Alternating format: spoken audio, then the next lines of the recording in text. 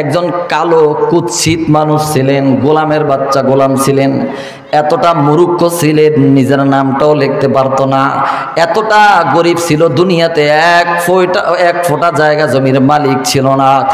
থোতলা ছিল, জবান দিয়া ঠিক মতো কথাও বলতে পারতো না। রে নবীর উম্মত, হযরত বেলালের দুনিয়ার জমিনের মধ্যে কিছু ছিল না, কিন্তু হযরত বেলালের কলবের সাথে আমার আল্লাহর আরশের সাথে যোগাযোগ ছিল। জোরে কোন সুবহানাল্লাহ। আল্লাহর নবী বলেন, বেলাল হাঁটে জমিনে, বেলালের পায়ের হাঁটার শব্দ শোনা যায় আল্লাহর জান্নাতে। জোরে কোন আল্লাহু আকবার। হযরত বেলাল ছিলেন বাবা মসজিদে নববীর একজন মুয়াজ্জিন। থোতলা হওয়ার কারণে মসজিদ কমিটিরা মুয়াজ্জিনি থেকে বরখাস্ত করলেন। সকালবেলা নতুন মুয়াজ্জিন আজান দিল। আজানের পর থেকে 6 ঘন্টা পার হয়ে গেছি, অন্ধকার কাটে না, আলোর চিহ্ন দেখা যায় না। আল্লাহর নবী বড় পেরেশান, অন্ধকার কেন কাটে না, আলোর চিহ্ন কেন দেখা যায় না। এমন সময় হযরতে জিবরাইল এসেন আল্লাহর নবীকে ডাক দিয়ে বলতেছে, ওগো দয়াল নবী,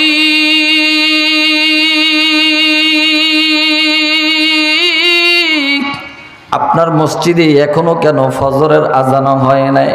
আল্লাহর নবী বলে, ভাই জিবরাইল, কি বলতেছো তুমি? এখন থেকে 6 ঘন্টা আগে মসজিদে নববীতে ফজরের আজান হয়ে গেছি। আমি নবী বড় পেরেশান, অন্ধকার কেন কাটে না, আলোর চিহ্ন কেন দেখা যায় না। হযরতে জিবরাইল ডাক দিয়ে বলতেছি, ইয়া রাসূলুল্লাহ, ইয়া হাবিবাল্লাহ, হুজুর, আপনি বলতেছেন 6 ঘন্টা আগে মসজিদে নববীতে ফজরের আজান হয়ে গেছে, কিন্তু কই, আজকে তো আমরা মসজিদে নববীর আজান আল্লাহর আরশে আযীম থেকে শুনতে পাই না। ওগো দয়াল নবী, অন্যদিন যখন ওই কালো গোলাম হযরতে বেলাল মসজিদে নববীর মিনারায় দাঁড়াইয়া আল্লাহু আকবার বলিয়া আযান দেয়,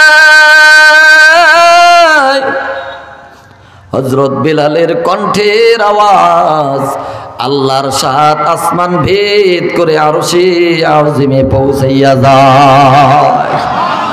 ওগো দয়াল নবী, হযরত বেলাল কই? ওই হেড অফিস থেকে নোটিশ জারি হয়ে গেছে, তাড়াতাড়ি হযরত বেলালকে দিয়ে মসজিদের নববীতে আজান দেবেন, অন্যথায় আপনি কিয়ামত পর্যন্ত নামাজের অপেক্ষা করবেন। হযরত বেলাল আজান না দেওয়া পর্যন্ত ওই পূর্ব দিগন্ত থেকে সূর্যের আলো দেখা যাবে না। জোরে কোন সুবহানাল্লাহ। মুসলমান ভাইয়েরা আমার আপনার পয়গম্বর নবী হযরত বেলালকে খুঁজতে বের হয়ে গেলেন। হযরত বেলাল, আল্লাহর নবী খুঁজতে খুঁজতে তাকায় দেখে হযরত বেলাল মসজিদে নববীর পাশে সেজদায় পড়ে আল্লাহর দরবারে গড়াগড়ি করে আর কাঁদে, আল্লাহ, তুমি তো আমারে গোলাম বানাইছো, তুমি তো আমারে কালো বানাইছো, তুমি তো আমারে থুতলা বানাইছো, তুমি তো আমারে গরিব বানাইছো, যার কারণে মসজিদে নববী থেকে আমাকে বের করে দেওয়া হয়েছে। হযরতে বেলাল চোখের পানি ছাড়িয়া আল্লাহর দরবারে গড়াগড়ি করে আর কান্দি। আল্লাহর নবী হযরত বেলালের মাথায় হাত রেখে বলতেছে, রে বেলাল, এখানে বুঝি কান্দা কান্দা ওই হেড অফিসটা দখল করে বইছো, আর এদিক দিয়া আমি নবীর উপরে নোটিশ জারি হয়ে গেছে। বেলাল রে, আর কান্না করা লাগবে না রে বেলাল, তোর চোখের পানি আল্লাহর আরশ আযীমে কবুল হয়ে গেছে, তাড়াতাড়ি কান্না বন্ধ কইরা আজান দে। জোরে কোন সুবহানাল্লাহ। আলা ইন্না আউলিয়া আল্লাহি লা খাউফুন আলাইহিম ওয়া লা হুম ইয়াহজানুন। এজন্য বাবা আল্লাহ পাক রব্বুল আলামিন বলেন, এই দুনিয়ার জমিনের মধ্যে আমার যেই বান্দা আমি আল্লাহর সাথে প্রেম করার মতো প্রেম করিয়া আমি মালিকের একজন খাঁটি প্রেমিক বান্দা হইতে পারবি। আমার ওই পাগলের জন্য দুনিয়াতেও কোনো ভয় নাই, আখিরাতেও কোনো ভয় নাই। আমি আল্লাহ নিজে আমার ওই পাগলের হেফাজতের জামিন হয়ে যাব। জোরে কোন সুবহানাল্লাহ। এই জন্য যুবক ভাইরা, ও এলাকার মুসলমান, আল্লাহর মুহাব্বত আর ভালোবাসা নিয়ে কবরে যাইতে চাই। কারা কারা রাজি আছি? নারে তাকবীর। আল্লাহ, এই গভীর রজনীতে যতগুলি মুসলমানের সন্তান আমরা হাত তুললাম গো মালিক, একটা বান্দাকেও তোমার আশেক পাগল বান্দা না বানাইয়া কবরে নিও না। জোরে কোন আমিন। ভাইরা, এই দুনিয়াতে মালিকের কাজ না করলে মালিক পয়সা দেয়? জোরে কোন দেয়? ভালো করে বুঝবেন বাবা, এই দুনিয়াতে মালিকের কাজ না করলে যেমন মালিক পয়সা দেয় না, ঠিক তেমনি ভাবে এই দুনিয়ার জমিনের মধ্যে আমার আল্লাহর হুকুম আহকাম পালন না করলে আমার মাওলা পাকের পাগল হওয়া যায় না। ঠিক কিনা? জোরে গো। এই জন্য আল্লাহ পাক রব্বুল আলামিন বলেন, এই দুনিয়ার জমিনের মধ্যে আমার যে বান্দা বান্দি হায়াত থাকা অবস্থায় একটা কাজ করে মরতে পারবে, কিয়ামতের দিন আমি আল্লাহ ওই বান্দা বান্দিকে ভালোবাসিয়া জিন্দিগির গুনাহগুলিকে মাফ করিয়া হাসরের ময়দানে আমি আল্লাহ আমার ওই বান্দা বান্দিকে জান্নাতের মেহমান বানায়া দেব। জোরে কোন সুবহানাল্লাহ। ইন কুনতুম তুহিব্বুনাল্লাহা ফাত্তাবিউনি ইউহিব্বুকুমুল্লাহ ويغفر لكم ذنوبكم والله غفور رحيم।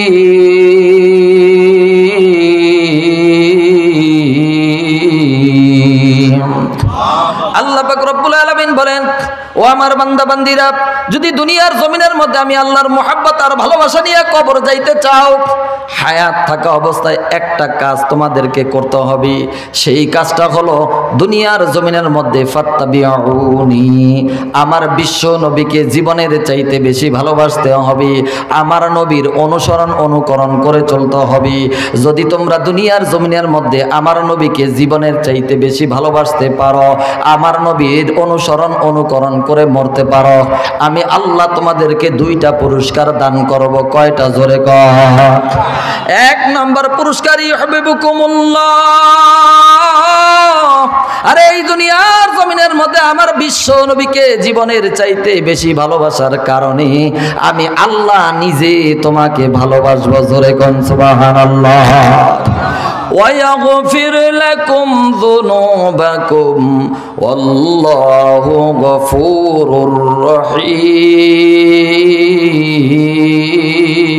رحيم। আর দুই নম্বর পুরস্কার হলো, এই দুনিয়ার জমিনের মধ্যে আমার বিশ্ব নবীর অনুসরণ অনুকরণ করে চলবার কারণে হাসরের ময়দানে আমি আল্লাহ তোমাদেরকে ক্ষমা করিয়া তোমাদের সবাইকে আমার জান্নাতের মেহমান বানায় দেব। জোরে কোন সুবহানাল্লাহ। মনে রাখবেন বাবা, আল্লাহর মুহাব্বত আর ভালোবাসা পাইতে হলে নবীর মুহাব্বত আর ভালোবাসা অর্জন করতে হবে, নবীর অনুসরণ অনুকরণ করে দুনিয়াতে চলতে হবে। মনে রাখবেন, রসুলকে বাদ দিয়া কখনো আল্লাহ পর্যন্ত পৌঁছানো সম্ভব। আরে এই ঘোষণা যখন সাহাবায়ে কেরামের কানের মধ্যে ঢুকলো, আল্লাহর নবীর অনুসরণ করতে না পারলে আল্লাহর ভালোবাসা পাওয়া যাবে না।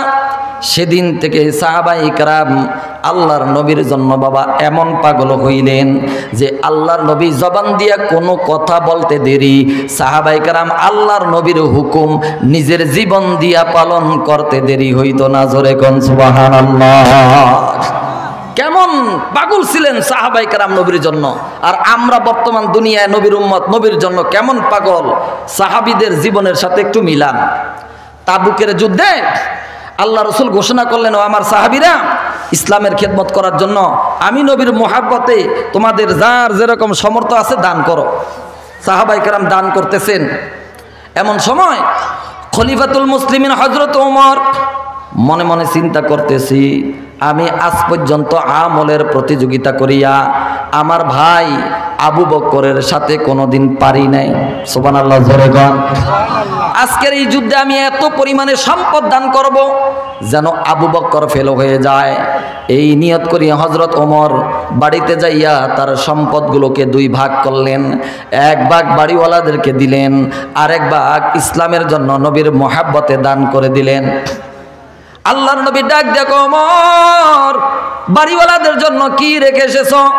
হযরত ওমর বলে, ইয়া রাসূলুল্লাহ 2 ভাগ করেছি, 1 ভাগ বাড়িওয়ালাদেরকে দিয়েছি, আরেক ভাগ আপনার মহাব্বতে ইসলামের জন্য দান করে দিয়েছি। এমন সময় নবী আমার তাকায় দেখে হযরত ওমর, হযরত আবু বকর হাতের মধ্যে একটা টোবলা নিয়া গরিব মিসকিনের মতো নবীর সামনে দাঁড়ায় আছি। আল্লাহর নবী আবু বকরকে কাছে ডাকলেন। আবু বকর হাতের টোবলাটা নবীর সামনে রেখে চুপ করে দাঁড়ায় রইলেন। নবী আমার মুস্কি মুস্কি হাসি আর আবু বকরকে ডাক দিয়া বলে, আবু বকর তুমি বাড়িওয়ালাদের জন্য কি রেখে এসেছ? হযরত আবু বকর 2 চোখের পানি ছেড়ে দিয়ে কান্দে আর বলে, মাল ও দৌলত দেহ কে ভি সব রহ গিয়া মেরে লিয়ে, এক খোদা মেরে লিয়ে, এক মুস্তাফা মেরে লিয়ে। ও দয়াল নবী, যেদিন থেকে আমি আবু বকরের কানের মধ্যে আওয়াজ আসছে দুনিয়ার সব কিছুর চাইতে যদি আপনাকে ভালোবাসতে না পারি, আমি আবু বকর আমার আল্লাহর ভালোবাসা পাবো না। সেদিন থেকে আমার যা কিছু ছিল একমাত্র আপনার মহাব্বতে সব ইসলামের জন্য দান করে দিয়েছি। আজকে আমার বাড়িতে শেষ সম্বলটুকু যা ছিল তাও আপনার মহাব্বতে ইসলামের জন্য দান করে দিলাম। আর বাড়িওয়ালাদের জন্য আমার আল্লাহ আর আল্লাহর নবীকে রেখে আসলাম। জোরে কোন সুবহানাল্লাহ। এমন সময় হযরত ওমর আল্লাহু আকবার বলি আবু বকরকে জড়ায় ধরে কান্দে আর বলে, রে ভাই, আজ পর্যন্ত আমলের প্রতিযোগিতা করিয়া তোমার সাথে কোনোদিন পারি নাই, আর কিয়ামত পর্যন্ত চেষ্টা করলেও পারবো না। জোরে কোন সুবহানাল্লাহ। এই যুবক ভাইরা, সোনাটির মুসলমানেরা শোনো, এই সেই আবু বকর যে মক্কার বুকে বড় বড় 10 জন ধনীদের মধ্যে একজন ধনী ছিলেন। একমাত্র আল্লাহর নবীর মুহাব্বতে ইসলামের খেদমত করার জন্য সব কিছু আল্লাহর রাস্তায় দান করে রাস্তার ফকির হয়ে গেছে। আল্লাহ পাক রব্বুল আলামিন আবু বকরের উপরে এত খুশি হয়ে গেছে, এত খুশি হয়ে গেছি, পয়গম্বরের কানে কানে জানায় দিছে, পয়গম্বর গো, যে আবু বকরের দিলের মধ্যে আপনার জন্য এত মায়া, এত ভালোবাসা, আরে আল্লাহ, আমি আল্লাহর জন্য এত মায়া, এত ভালোবাসা, আমি আসমানের মালিক ওই আবু বকরের উপরে খুশি হইয়া ঘোষণা করলাম, কিয়ামতের দিন যতক্ষণ পর্যন্ত আপনার আবু বকর সর্বপ্রথম আমি আল্লাহর জান্নাতের দরজা দিয়া না ঢুকবি, ততক্ষণ পর্যন্ত 1,24,000 পয়গম্বরের কোন উম্মত আমি আল্লাহর জান্নাতের দরজা দিয়া ঢোকার পারমিশন পাবে না। জোরে কোন সুবহানাল্লাহ। ভাইরা, সাহাবাই কেরাম তো এরকম ছিলেন যে তারা ইসলামের খেদমত করার জন্য, দিনের খেদমত করার জন্য প্রতিযোগিতা করতেন, ঠিক কিনা? জোরে কোন। আর বর্তমান দুনিয়ায় আমাদের মুসলমানদের অবস্থা কি? আমরা মুসলমান বর্তমান দুনিয়ার মধ্যে ইসলামের খেদমত করার প্রতিযোগিতা করি না, উল্টা কেমন যেন ইসলামটাকে জবাই করার প্রতিযোগিতা করতেছে, ঠিক কিনা? জোরে কোন। আমাদের বাংলাদেশে দেখবেন একদল মানুষ আছে, যাত্রার প্যান্ডেলে টাকা দেয়, মেলার প্যান্ডেলে টাকা দেয়, খেলার প্যান্ডেলে টাকা দেয়, বিভিন্ন শয়তানি কাজে টাকা পয়সা দান করে, কিন্তু মাদ্রাসা, মসজিদ, ওয়াজ মাহফিলের টাকা পয়সা দান করা তো দূরের কথা, উল্টা ওয়াজ মাহফিল, মাদ্রাসা, মসজিদের নাম শুনলেই শরীরের মধ্যে একটা চুলকানি আর খাউজানি শুরু হয়। এমন একদল অ্যালার্জি মার্কা মুসলমান আমাদের সমাজে আছে না? না। আবার দেখবেন একদল মানুষ আছে, মাদ্রাসাও টাকা দেয় না, মসজিদেও টাকা দেয় না, খালি কমিটির কাছে হিসাব চায়। কি এমন ব্যাকল আছে না নাই? আবার দেখবেন একদল মানুষ আছে, নিজেরে খুব বড় আল্লাহ আল্লাহ সুফি সাহেব দাবি করে, অথচ মাদ্রাসাও দান করে না, মসজিদেও দান করে না, ওয়াজ মাহফিলও দান করে না। এমন সুফিসাও আমাদের দেশে আছে না? না। মনে রাখবেন বাবা, মাদ্রাসা, মসজিদ, কোরআন হাদিসের খেদমত না করিয়া নিজেকে একজন সুফি সাহেব আল্লাহওয়ালা দাবি করা হলো বোকামি, ঠিক কিনা? জোরে গো। আমার আমার করো সবই, আমার আমার করো সবই, আসলেই তোমার কিছুই না, কাফন ছাড়া সঙ্গে তোমার আর কিছুই তো যাবে না। হালাল হারাম না দেখিয়া করো পয়সা কামাই, এত টাকা কোথায় রাখবা, কাফনের তো পকেটে নাই। আল্লাহ আল্লাহ করো বান্দা, ছাড়ো পাপের কাজ, নবীর আশিক হওয়ার জন্য করো নবীর কাজ। ঠিক কিনা জোরে বলো। সাহাবায়ে কেরাম যেইভাবে নবীর আশিক হয়েছেন, আমাদেরকেও ঠিক সেইভাবে নবীর আশিক হতে হবে। ঠিক কিনা জোরে বলো। সাহাবায়ে কেরাম আল্লাহর নবীর মুহাব্বত আর ভালোবাসা পাওয়ার জন্য জান দিছেন, মাল দিছেন, রক্ত দিছেন, জীবন দিছেন। জীবনের সব কিছু আল্লাহর নবীর জন্য কোরবান করে প্রমাণ করে দিয়েছেন। দুনিয়ার সব কিছুর চাইতে তাদের কাছে নবীর ভালোবাসা বড়। ঠিক কিনা জোরে গড। এ মুসলমান যুবক ভাইরা, আজকে তোমরা যারা এই ময়দানে বসে আছো, কে কোন দল করে আমি জানতে চাই না, কে কোন পীরের মুরিদ শুনতে চাই না। আজকের এই ময়দানে যে যুবকগুলি বসে আছো, যে মুসলমানের সন্তানগুলি বসে আছো, আল্লাহর নবীর মুহাব্বতে আর ভালোবাসায় কেউ কি এই কথা বলতে পারবা যে আমার নবীর জন্য যদি রক্ত দিতে হয়, জীবন দিতে হয় দেব, বুলেট খেতে হয় খাবো, স্ত্রীকে বিধবা করতে হয় করব, সন্তানকে এতিম করতে হয় করব, যদি বুকের তাজা রক্ত আল্লাহর নবীর জন্য দুনিয়ার জমিনের মধ্যে ঢেলে দিতে হয় দেব। তারপর বাংলার মাটিতে কোনো নাস্তিক, কোনো কুলাঙ্গার, কোনো বেঈমান যদি আমার নবীকে কটূক্তি করে, আমার নবীর ইজ্জতের উপরে আঘাত দিয়ে কথা বলে, আমরা তাদেরকে ছেড়েও কথা বলবো না। কারা কারা রাজি আছে? নারায়ে তাকবীর। আজকে তোমার নেতার বিরুদ্ধে কথা বললে তোমার মাথা গরম হয়ে যায়, তোমার দলের বিরুদ্ধে কথা বললে তোমার শরীরে রক্ত গরম হয়ে যায়, অথচ তোমার নবীর বিরুদ্ধে কথা বললে তোমার শরীরে রক্ত গরম হয় না, তোমার মাথা গরম হয় না।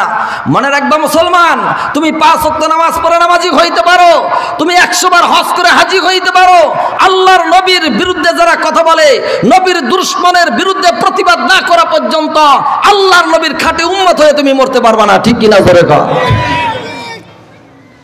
রসুলের অপমানে যদি, রসুলের অপমানে যদি কাঁদে না তোমার মন, মুসলমান নয় মুনাফিক তুমি, নবীজির দুশমন।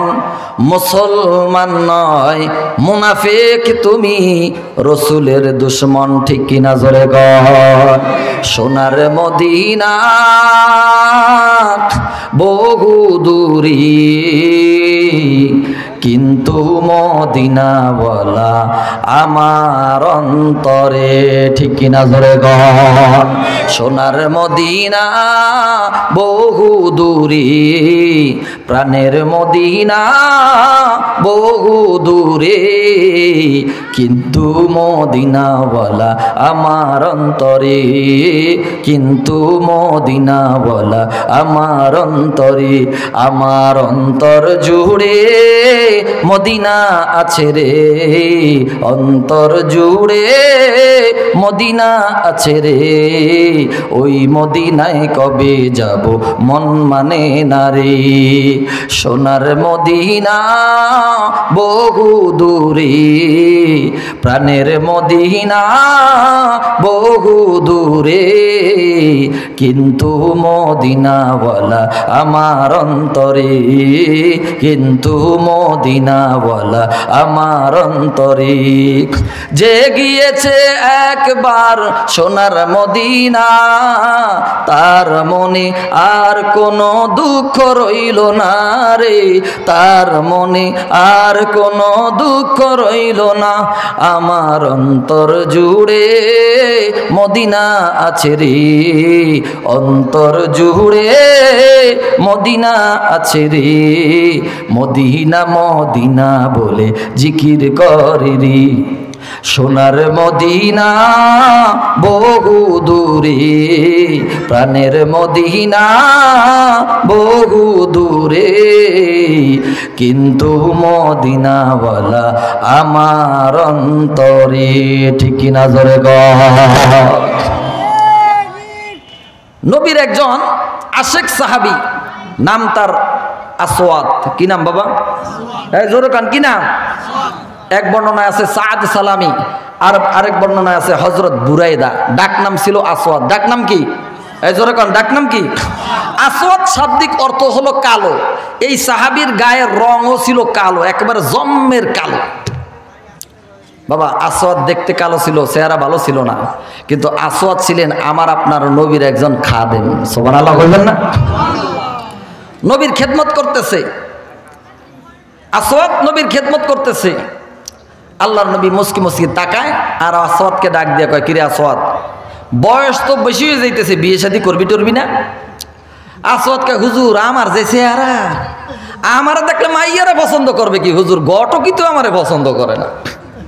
হুজুর আমার বিয়ে শাদী লাগবে না, আমি যতদিন দুনিয়াতে বেঁচে আছি আপনার খেদমত করে মরতে পারলেই বাঁচি। সুবহানাল্লাহ জোরে কন।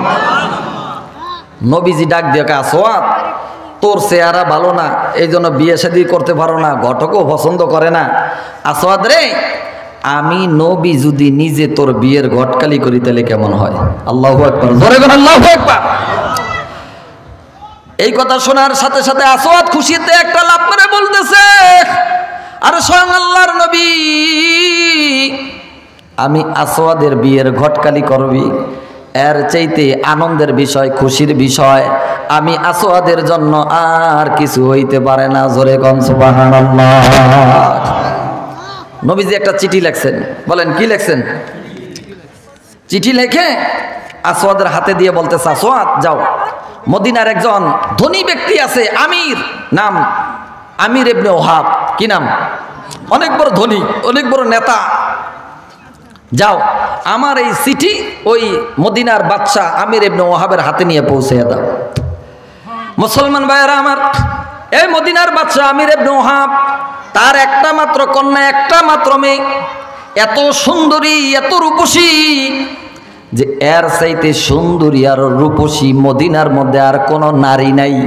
এই জন্য গোটা মদিনার মানুষেরা এই মেয়েটার নাম দিছে হুরে মদিনা। জোরে কোন সুবহানাল্লাহ। নবীজির চিঠি নিয়ে আসওয়াদ চলে গেছেন, আমির ইবনে ওহাব মদিনার বাচ্চার হাতে নিয়ে নবীজির চিঠি পৌঁছে দিয়েছেন। ভালোবাসা কাকে বলে রে মুসলমান? শোনো, আমির ইবনে ওহাব যখন নবীজির চিঠি পাইছেন, নবীর মোহাব্বতে চিঠিটারে মুখের মধ্যে চুমা দেয়, কপালের মধ্যে লাগায়, বুকের মধ্যে জড়ায় ধরে আর কান্দে। ও আমার বন্ধুরা, দেখে যাও, আমার দয়াল নবী আমার কাছে চিঠি পাঠাইছে। জোরে কোন সুবহানাল্লাহ। এরে বাংলাদেশের নবীর উম্মত, একটু ভালো করে চিন্তা করো রে ভাই, যেই মদিনার মানুষ নবীর একটা চিঠিকে এত ভালোবাসতে পারে, ওই মদিনার মানুষগুলি আল্লাহর নবীর জন্য কেমন পাগল ছিলেন। ও যুবক ভাইরা, আজকে যদি ওই মদিনার নবীর মোহাব্বত আর ভালোবাসা তোমার দিলের মধ্যে থাকতো রে ভাই, দাড়িগুলি সাসিয়া সাসিয়া তুমি আজকে নবীর কলিজার মধ্যে আঘাত দিতে পারতা না। ঠিক কিনা? জোরে কর। নবীর মোহাব্বতে মুখের মধ্যে চিঠিটা চুমা দেয়, কপালে লাগায়, বুকের মধ্যে জড়ায় ধরে, অনেকক্ষণ ধরে এরকম করতেছে। আসওয়াদ কিছুক্ষণ পরে ডাক দিয়ে ওকে, বাদশা এই অনেকক্ষণ ধরে তো দেখতেছে খালি চুমাচুমি করতে আছেন, এবার একটু চিঠিটা খুইলা দেখেন নবী চিঠির মধ্যে কি লেখছে। বাদশা নবীর মোহাব্বত নিয়ে বাবা চিঠিটা খুললেন, কলিজা ভরা খুশি নিয়া জোরে জোরে চিঠিটা পড়তেছেন। এ মদিনার বাদশা, আমি আল্লাহর পয়গম্বর বিশ্বনবী বলতেছি, যেই ছেলেটাকে দিয়া তোমার কাছে চিঠি পাঠাইলাম, এই ছেলেটার নাম হলো আসওয়াদ, তোমার একমাত্র কন্যা হুরে মদিনাকে এই আসওয়াদের সাথে বিবাহ দিয়া আমি নবীর দরবারে পাঠাইয়া দাও।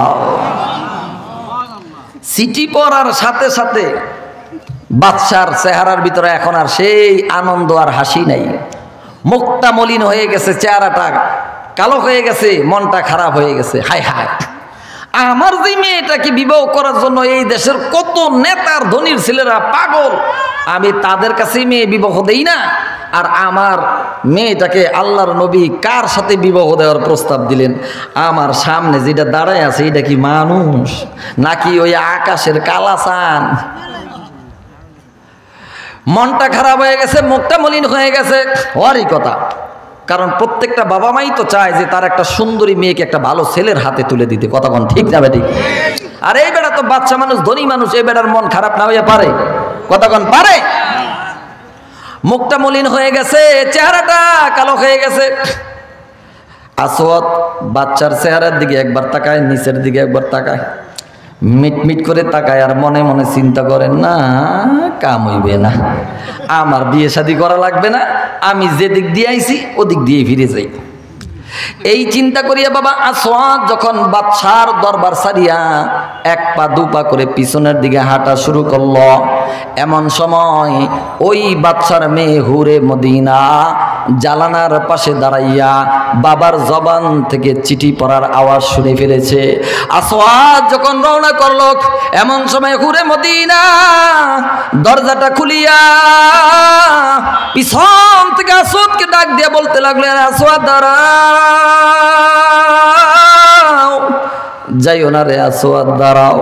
এই বিয়ের ঘটক যদি আল্লাহর পয়গম্বর বিশ্ব নবী হয়ে থাকেন, তাহলে তোমাকে বিবাহ করতে আমার কোনো আপত্তি নাই। জোরে কোন সুবহানাল্লাহ। বাদশার মেয়ে হুরে মদিনা চোখের পানি ছেড়ে কান্দে আর বলে, ওগো বাবা, আমি আমার নবীকে জীবনের চাইতে বেশি ভালোবাসি গো বাবা। ও বাবা, আজকে যদি আসওয়াদ খালি হাতে ফিরে যায়, আমি কিয়ামতের দিন আমার নবীর সামনে আমার এই সুন্দর চেহারাটা কেমনে দেখাবো? বাবা গো, আমার দুনিয়ার সুখ শান্তি লাগবে না গো বাবা, আমার কাছে আমার নবীর হুকুম অনেক বড়। বাবা গো, তুমি তাড়াতাড়ি আমার নবীর হুকুম পালন করার জন্য এই আসওয়াদের সাথেই আমার বিয়ের ব্যবস্থা করে দাও। জোরে কোন সুবহানাল্লাহ। ও পর্দার অন্তরালের মা গো মা, একবার একটু চিন্তা করে দেখো গো মা, মদিনার মেয়েরা আল্লাহর নবীর জন্য কেমন পাগল ছিলেন। ও মা গো, আজকে যদি সেই নবীর মোহাব্বত আর ভালোবাসা তোমার দিলের মধ্যে থাকতো গো মা, দুনিয়ার জমিনের মধ্যে তুমি আল্লাহর নবীর হুকুম অমান্য করিয়া বেহায়ার মতো বেপরদা হইয়া রাস্তাঘাটে চলাফেরা করতে পারতা না, স্বামীর সঙ্গে দুর্ব্যবহার করিয়া স্বামীর কলিজার মধ্যে আঘাত দিতে পারতা না, ঠিক কিনা? জোরে গো। আপনাদের কষ্ট হইতেছে? বর্তমান দুনিয়ার জমিনের মধ্যে দেখবেন একদল লেডিস নামের জন্ডিস বেরিয়েছে। এই লেডিসগুলোর এমন জন্ডিসের রোগে ধরছে, বর্তমানে এই লেডিসেরা দিনদার ফরেজগার দাড়িওয়ালা টুপিওয়ালা নামাজি যুবকদেরকে বিবাহ করতে রাজি হয় না। যুবকেরা ঠিক না ব্যাঠিক? জোরে কও। কারণ কি? কারণ কি? এই লেডিস চিন্তা করে, আমি যদি দিনদার ফরেজগার দাড়িওয়ালা টুপিওয়ালা নামাজি যুবককে বিবাহ করি, তাহলে হয়তো আমার এই মার্কেটে যাইতে দেবে না, পার্কে যাইতে দেবে না, আমার বয়ফ্রেন্ডের সাথে আমাকে আড্ডা মারতে দেবে না, আমাকে রাস্তাঘাটে বেহায়ার মতো বেপরদা হইয়া চলতে দেবে না। এই জন্য দেখবেন বর্তমান দুনিয়ার জমিনে একদল লেডিস নামের জন্ডিস বেরিয়েছে। এগুলোরে এমন জন্ডিসের রোগে ধরছে, এরা দিনদার ফরেজগার দাড়িওয়ালা টুপিওয়ালা নামাজি যুবকদেরকে বিবাহ করতে রাজি হয় না, ঠিক কিনা? জোরে গো। এই এলাকার যুবক ভাইরা, তোমরা যারা ওয়াজ মাহফিল দিয়েছো, আমিও কিন্তু তোমার মতো একটা যুবক হাতে পায়ে ধরে বলে গেলাম, খবরদার খবরদার। যেই সমস্ত নারীরা ইসলাম মানে না, পর্দা মানে না, বোরকা মানে না, ঘুমটা মানে না, এরা দেখতে যতই সুন্দরী হোক না কেন, যতই ধনীর দুলালি হোক না কেন, খবরদার এগুলোরে বিবাহ করতে যাস না। কারণ এগুলোরে বিবাহ করলে সংসারে কোনোদিন সুখ আসবে না, শান্তি আসবে না। এদের গর্ভ থেকে চোর ডাকাত গুন্ডা ছাড়া কোনোদিন নেক সন্তান আসবে না।